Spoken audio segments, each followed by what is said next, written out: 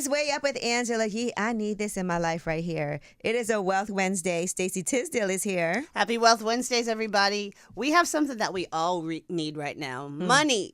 Free money. And knowing how to get free money. And that's why we are so excited. I've been really excited for this interview to bring you Stormi Banks, who is the founder and CEO of Pink Print Firm. And that is a full-service grant writing agency. Amazing. That has I've actually raised $19 million in grants for entrepreneurs to date. You've currently worked with over 10,000 entrepreneurs as you do everything, grant writing and everything.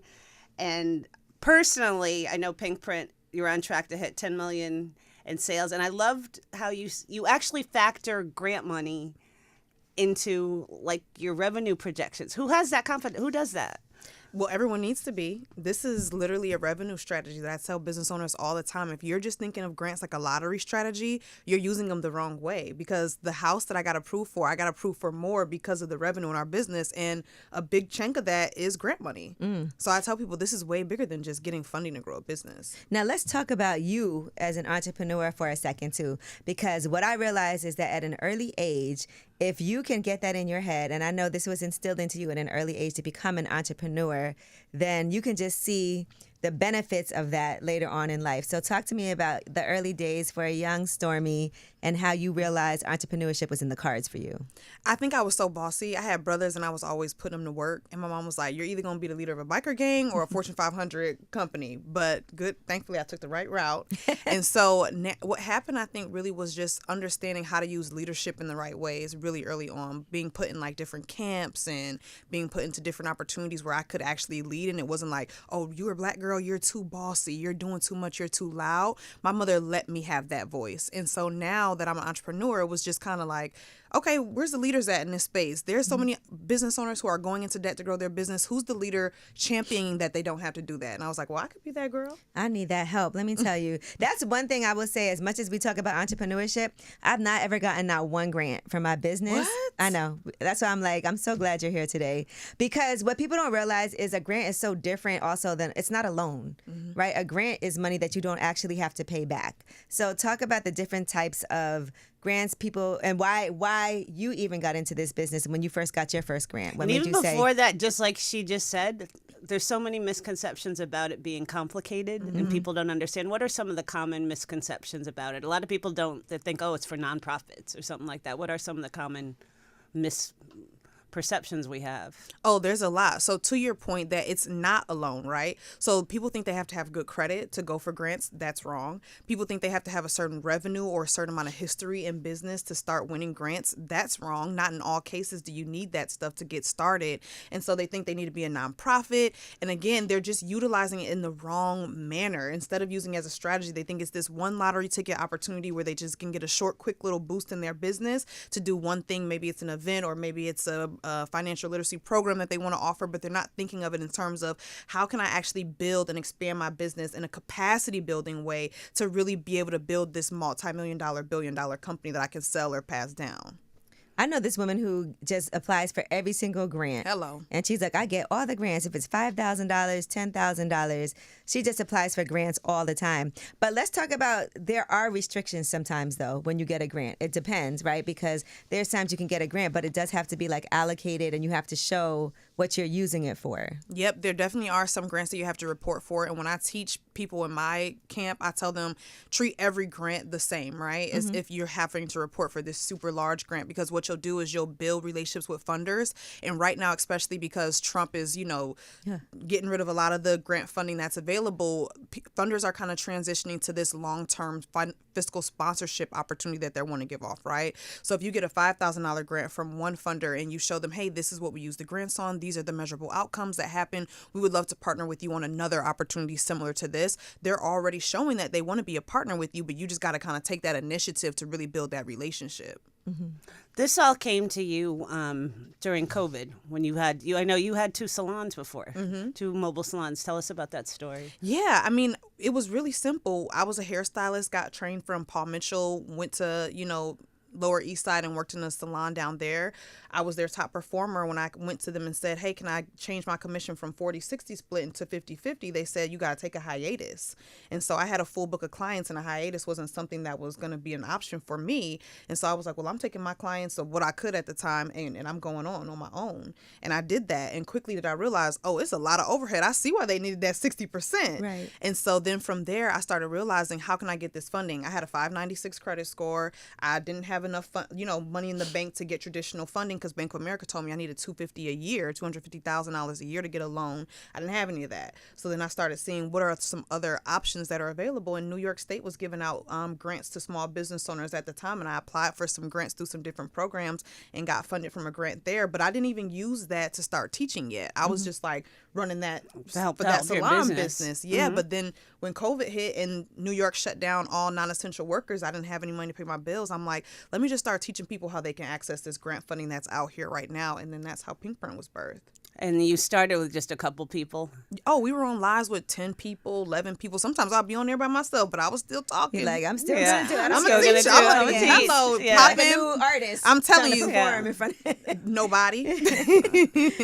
But I knew that the information, if one person got it, that would literally trigger a fire to so many other people in their community that would get the access to that knowledge and could take it to the next level. Now, can you tell us some stories about times where you've seen a grant change the trajectory of somebody's business? Well, I'm definitely my own story, but then also there's been so many people who come into our seminars and they just really think that grants are not for their business for whatever reason. And when they finally get that first grant, the validation that it brings to their business of what it can create, and they're like, oh, this is money that somebody just believed in me and gave me that I can utilize without the extra stress that comes with, okay, now I got to get this money by tomorrow because I owe these people this money back. Right. And you can actually build with true freedom and peace. There was one lady, Bonita Clemens, who came to one of our classes who didn't think that she could get a grant for her for-profit. She won $20,000 with QuickBooks and literally changed her whole life. And she's gotten so many grants after that. Man, let me tell you something. This is something, and I talk to my partner about this all the time. I'm like, we need to apply for some grants.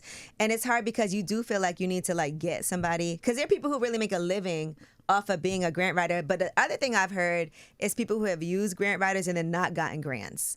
And I think it's also important for people to be cautious about who they're tapping in with. Absolutely. I think that, first of all, my whole team is certified grant writers. So we've actually gone through the process to learn the skill and build the relationships. So there's a lot of people who can teach about grants. Maybe they've won one personally and they're kind of just going out and giving the education. But when you're hiring an actual grant writer, first you need to see some results, right? Everyone should know how much of success rate do we have? What are our data, measurable things that we can bring to you outside of just writing the actual grant? Like, for instance, relationships is a big one. I could go to a funder and say, hey, what's the rubric on the back end? So now I know how to put the front end application better than someone who's just coming in on their own, right? And so you also want to see like efficacy. Do they actually have morals and values within the company that they're holding your ideas? Some people have some really unique ideas that haven't been shared yet. I have to have a certain code of ethics when I'm handling certain information. So those are some things that you need to look for. But a grant writer can't guarantee you to win a grant. So working with a grant writer, I want people to know that too, because sometimes they think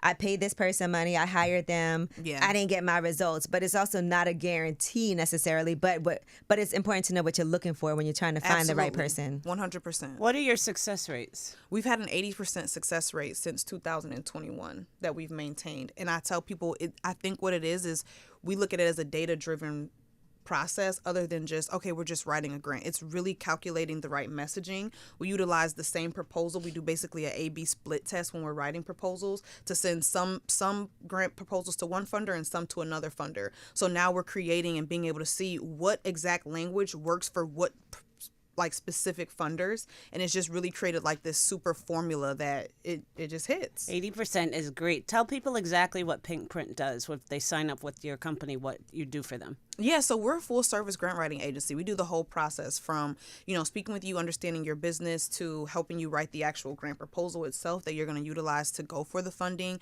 finding grants that actually align with your business, which is a huge part of it, and then also helping you understand afterwards, what are your requirements? How do you set up measurable results? How do you set up reporting property? And then also we can link you to different tax accountants that are used to grant funding as well, because I've seen a lot of CFOs in other people's companies get it wrong, and they might lose the grant funding just because they don't understand how to report properly. I'm starting to realize that now, even with my financial planner and everything. being an entrepreneur, you need someone who really understands entrepreneurs and understands their different situations. It's a whole different type of financial planning. It's like you were saying, you really need even your tax people to understand this is part of my revenue strategy. 100%. How have you seen, you brought up DEI earlier, how have you seen that affect the whole grants that are available for people? Actually, surprisingly, what has happened is we've seen a lot of grants for people to actually build like manufacturing companies, and they're really thinking a little bit bigger. Even a lot of companies who potentially weren't doing DEI focused funding before, they've kind of championed up and created a few different opportunities available. Trump has canceled probably $2 billion in grants so far, and that's not going to stop. We're looking at a lot of shifts that are happening. But what I'm telling a lot of our entrepreneurs is we don't need to keep starting the small hair company, okay? We need to start creating the manufacturing company that can actually ship the hair to everybody. Like, we need to start thinking a little bit bigger, because with tariffs in play, a lot of U.S.-based businesses have been building on a really big level, and they're sending out trillions of dollars, especially in grants towards this. And grants are part of that scaling strategy. 100%. What about AI? Have you seen that being really beneficial as far as grant writing, and have you guys been utilizing that? Oh, I love AI. I love it, not in terms of the actual writing process, but in terms of the research. This is where we're using an AI called Perplexity, and it's like a deep research tool where we're learning more about grantors in shorter amounts of times. When we used to have to go and do all this research on a grantor to see what are they interested in, who are they funding, what have they funded in the past, we can go on Perplexity and be like, tell me what the last 3 years look like for this funder, and I can know it in an instant, right? But when it comes to writing, they're actually using tools called Zero GPT on the back end of like when they're going through your grant process, because they don't want people to utilize AI. They're actually looking for people who know their numbers, who actually have real messages and are impacting in a real way, because ChatGPT can make anything sound good. But when it comes to grants, you have to use the funding in the way it was intended to on your budget. So if you're using ChatGPT and it's putting these ghost numbers and you got to stick to that, and then you get into the mud and you're like, oh, this wasn't realistic, I got to change up everything, you can lose funding so easily. Now, what happens if you get a grant that is specifically for something, but then let's just say your business doesn't work out, right? Let's just say you are like, I want to use this for my business, I want to grow and scale my business, but then financially it just wasn't viable. You end up having to shut down. What happens with that grant money? Well, you need to use all that grant money before you shut down. Okay. You better go ahead and use it on something. Yeah, use it on something to try to make it work, because otherwise, yes, typically they can rescind the funding, but if you use it on the business and then the business goes like array, there's typically no strings attached in that kind of regard. So if someone like won a grant to hire somebody, and they ended up, my business, I'm in debt, $10,000 in my business, and they applied some of that money to that. They can't do that. No. You have to use it very specifically for what? Correct. Yeah. And you want to be super ethical again, because you want to build those relationships, right? Yeah. You want to build that trust, because if one funder had 10,000, they got 100,000. So you want to start showcasing the trust and, the reliability with the funding, because they also have to report back to whoever they get the funding from too, as well, to showcase this is what we did and this is what wasn't done with it, So you just want to make sure everybody's on the up and up. Are there grants out there that help entrepreneurs who are looking for, they need to create financial stability? Because that's the number one reason small businesses fail. It's because of the entrepreneur's personal financing and bootstrapping. And particularly when you look at Black women, we're the fastest growing group of entrepreneurs. We have over 2 million of us own businesses, but they're only earning $24,000 in average a year.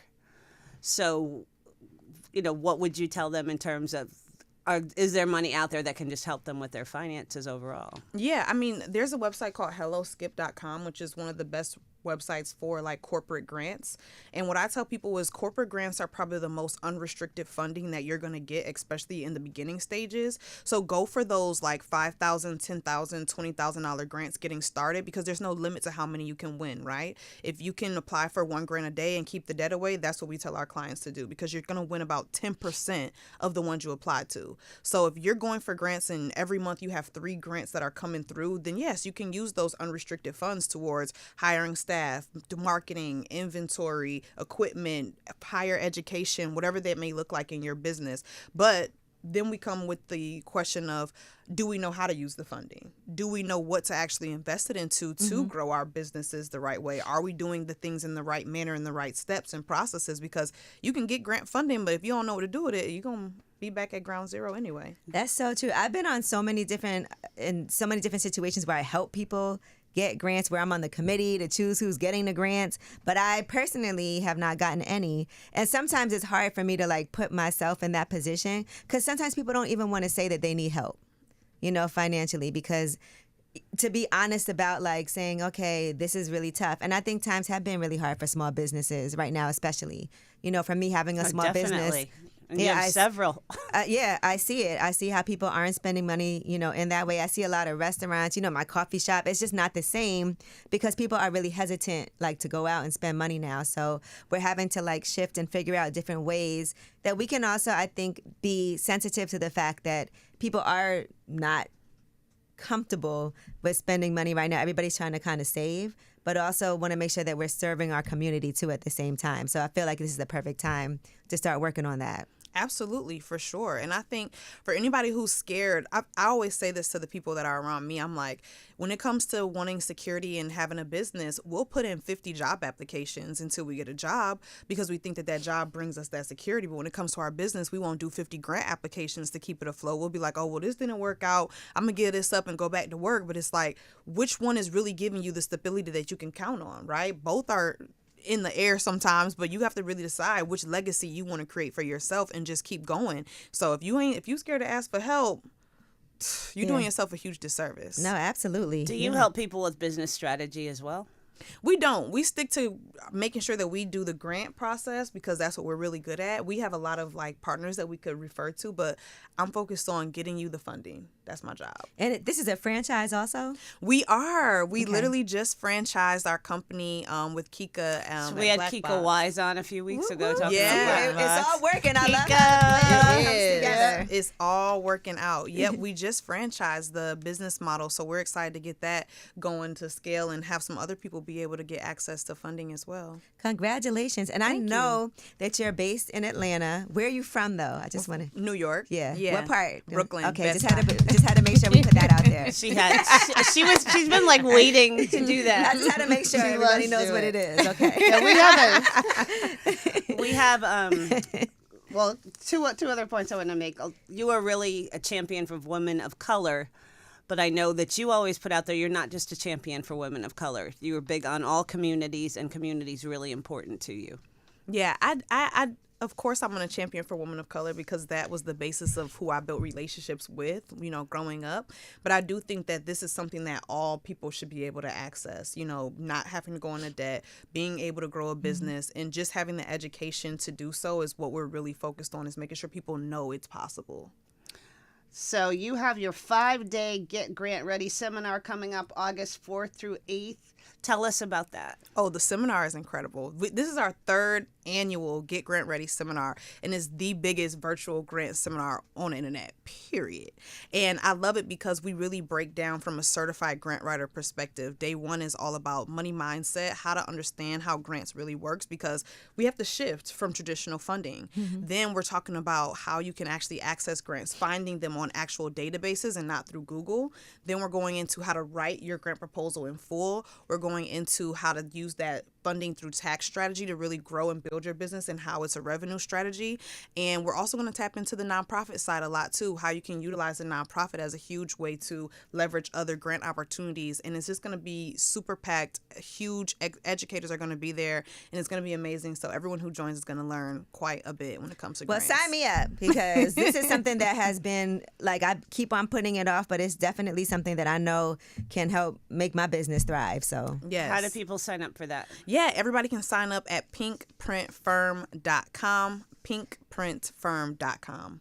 pinkprintfirm.com. And you're going to help Angela and I get grants. Absolutely. And we're going to tell everybody all about it. And, you were awesome. As soon as I feel like when I have people come across with like different grants, I can also give them, like, so that at least I can funnel it through, so at least it's available opportunities too. Absolutely. Because we do a lot of things like that in the community also. Like I said, I'm always on the committee for it and helping like choose people, but I can't apply for those. So, of course. But if I can help other people, because sometimes there's grants that no one or not enough people apply for because people don't know about it. Yeah. And we'll post it in our community. We got thousands of people in there who are always applying for stuff. Yeah, and I think that is amazing when there's a grant that's available and they can see like the traction that they get from it being posted, people even knowing about it and having like a great pool of people to choose from. Yeah. What's the process someone should expect? Okay, I see this grant. How long is it going to, if I'm working with Pink Print, how long is it going to take me to get the information? How long is it going to take me to apply